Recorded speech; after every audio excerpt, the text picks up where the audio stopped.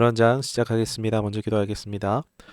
질서의 하나님, 우리 삶 가운데에 하나님의 선하신 통치가 이루어지기를 원합니다. 우리의 삶이 너무나 분주합니다. 우리 삶에 찾아온 어둠과 죄악, 유혹, 헛된 모든 것들이 다 예수 이름 앞에 사라지기를 원합니다. 혼돈과 혼란, 미혹들 다시금 예수 이름 앞에 다 사라질지어다. 복잡한 상황 속에서도 주님으로 말미암아 어렵지 않고 간단하고 명백하게 분별하며 판단하는 은혜가 없어서 승리하는 삶이 되도록 붙들으시고 인도하여 주옵소서. 예수님의 이름을 기도드리옵나이다. 아멘. 오늘 함께 하신 말씀은 창세기 34장입니다. 30절 31절 두 절의 말씀 보시도록 하겠습니다. 야곱이 시므온과 레위에게 이르되 너희가 내게 화를 끼쳐 나로 하여금 이 땅의 주인 곧 가나안 족속과 브리스 족속에게 악취를 내게 하였도다. 나는 수가 작은즉 그들이 모여 나를 치고 나를 죽이리니 그러면 나와 내 집이 멸망하리라. 그들이 이르되 그가 우리 누이를 창녀같이 대우함이 옳으니이까. 아멘. 오늘 34장은 야곱의 가족들에게 끔찍한 사건이 일어납니다. 하나밖에 없는 딸이 히위 족속의 추장 세겜에게 강간을 당합니다. 그리고 이로 인해 야곱의 아들들은 복수를 합니다. 그들을 속여서 할례를 하게 하고 가장 통증이 심한 3일째에 이 히위 족속 남자들을 다 몰살시키고 약탈합니다. 이 34장의 전체 내용이 이렇습니다. 왜 야곱의 가족들에게 이런 끔찍한 일이 일어났을까요? 사건 중심보다는 원인 중심으로 말씀을 대하기를 원합니다. 이 자극적인 사건들 가운데에 본장에서 발견돼야 하는 것이 있습니다. 바로 야곱입니다. 여기서 보면 야곱을 야곱이라고 기록하고 있다는 점입니다. 사실 여러분 앞서 하나님께서는 야복강 나라에서 밤새 씨름함을 통해서 어떤 새 이름을 주셨습니까? 이스라엘로 그의 이름을 계명해 주셨지만 본장에서는 계속 반복해서 야곱, 야곱, 야곱이라고 말하고 있습니다. 저자가 이것을 까먹지는 않았겠죠.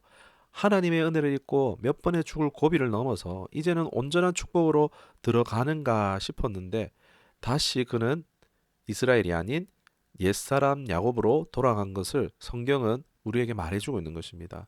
본장의 이야기는 믿음의 사람이 된 이스라엘의 이야기가 아니라 여전히 옛사람을 벗어나지 못한 야곱을 기록하고 있음에 주목할 필요가 있습니다.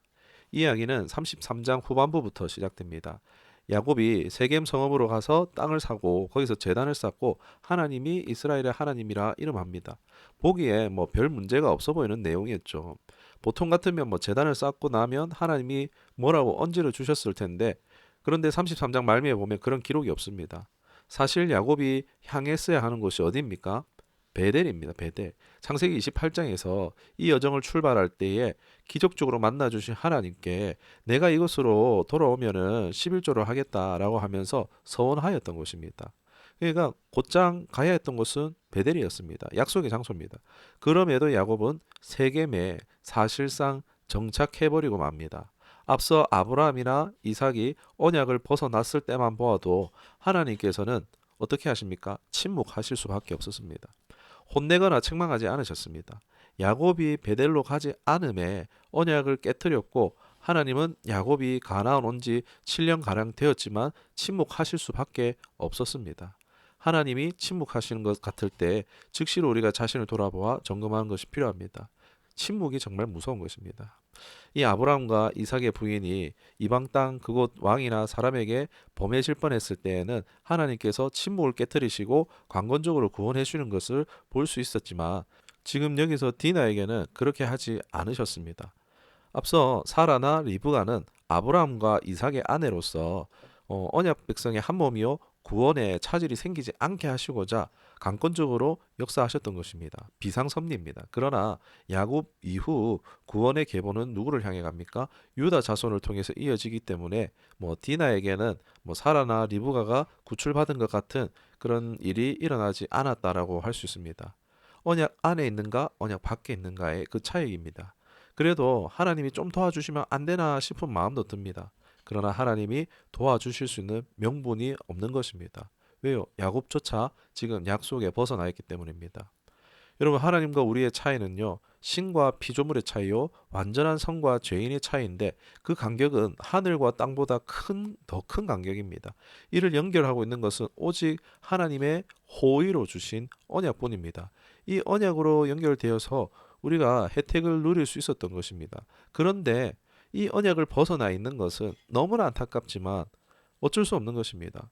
보험을 가입했지만 그러나 보험금을 뭐 얼마 이상 미납을 했더니 그리고 사고가 났는데 보험금이 지급이 안 되는 이런 일들이 일어날 수 있는 거죠. 왜요? 언약의 혜택을 누리려면은 그 쌍방의 의무가 이행되어야 되는데 그 의무가 이행되지 않기 때문입니다. 야곱은 먼저 하나님의 언약을 벗어나서 하나님의 보호하심을 떠난 상태였음을 인지하지 못한 것으로 보입니다. 그리고 세겜은 우상 숭배와 음란이 일상이 된 하나님이 미워하신 죄가 깊이 뿌리내린 곳인데 자기 생각에 여기서도 어렵지 않게 모든 상황들이 통제될 수 있을 거라 생각했던 것으로 보입니다.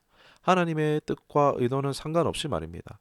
여러분 우리도 교회를 다니면서 실수할 수 있는 것이 성경대로 믿음이 아니라 자기 신념대로 믿을 때가 있다는 것입니다. 하나님이 아닌 말씀대로가 아닌 하나님에 대해서 어떠한 종교적인 개념을 신뢰하는 것입니다. 이는 자기 중심적인 믿음으로서 보고 싶고 듣고 싶은 대로의 믿음으로서 그냥 믿으면 다 될 거야. 하나님이 다 해결해 주실 거야. 나는 안 될 수 없어. 나는 잘할 수 있고 내 삶을 내가 주도적으로 잘 통제할 수 있을 거야 라고 생각하는 것입니다. 그렇게 믿는 것이죠. 하나님의 말씀, 하나님의 뜻, 하나님의 어느 것과도 상관없는 자기 생각과 신념을 근거로 한 자기 중심적 믿음은 위험합니다. 그런데 이것이 하나님을 향한 믿음을 대체하고 있다는 것이 문제입니다. 우리는 이것을 주의해야 합니다. 스스로 속을 수 있기 때문입니다. 저도 그렇고 많은 경우 교회를 잘 다니면 예배만 드리면 헌금만 하면 좀 열심히 신앙생활만 하면 내 문제 하나님이 다 해결해 줄 거야. 만사형통일 거야 라는 그게 아니라도 언젠가는 잘 될 거야 식의 기복적인 그런 생각을 가지고 있습니다. 따져보면 그건 진짜 믿음이 아니라 신념인 경우가 많습니다. 당시 야곱도 그랬던 것 같습니다. 30절에 야곱의 말을 보면 이 나이가 이 말들을 보면 자기가 중심인 것을 볼 수 있습니다. 야곱은 자기 중심에 빠져 있는 것입니다. 믿음으로서의 여정에서 많은 신앙인들이 대부분 경험하고 빠질 수 있는 함정이 바로 납니다. 저 역시도 하나님을 믿는다고 하면서 자신이 가진 하나님에 대한 개념을 신봉하는 것을 경험합니다. 그 이유는 관계 중심적인 믿음이 아닐 때에 관념적인 하나님을 믿게 되는 것입니다. 관계가 아니면 관념적이어진다. 이게 함정입니다. 실제 하시는 하나님과 동떨어진 자기 관념 속에 있는 하나님을 믿는 것입니다. 하나님은 우리 생각을 뛰어넘으시는 분이십니다. 그러나 신앙생활을 하다 보면 세상보다 크신 하나님을 이해하고자 자신의 생각의 틀 안에 구겨 넣으려고 하는 경향이 나타난다는 것입니다. 뭐 틀린 것은 아니라고 할 수 있지만 뭐 또 맞는 것이라고도 할 수 없는 것이죠. 하나님은 우리의 규격 밖에 계십니다. 측량할 수 없는 분이죠. 관계를 갖지 않는 하나님에 대한 지식을 우리가 추구하다 보면 어느새 진짜 하나님이 아닌 내 안에 뭔가 지식적으로 정립되어진 개념이 쌓여진 내가 만든 하나님을 믿고 있을 수 있는 것입니다. 그래서 우리는 관념이 아닌 관계 중심의 신앙이 필요한 줄 믿습니다. 사람들 앞에서 큰 소리로 기도 말고 골방에서 은밀하게 기도하라는 말씀이 있는데 그것은 바로 1대1의 신앙이 필요하다는 것입니다.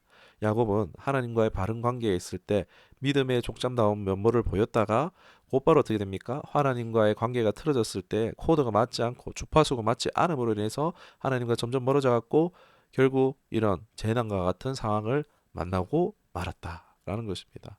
하나님도 잃고 사명도 소명도 잃어버리고 있었기 때문에 자식들은 당연히 기준이 없었으므로 임의대로 행했던 것입니다. 자신을 통해서 열방이 복을 받아야 하는데 그 출발인 자기 자식들부터 하나님에 대한 믿음의 본을 보이거나 뭐 하나님을 가르치고 전수하지 못했기 때문에 이런 일이 일어난 것입니다. 내가 생각하는 내가 원하는 신앙생활을 내려놓고 하나님 중심의 관계 중심의 신앙생활을 하기를 권면합니다. 하나님이 원하시는 신앙생활은 다른 것이 아닙니다. 이 하나님과 교제하는 신앙, 사귐이 있는 신앙입니다.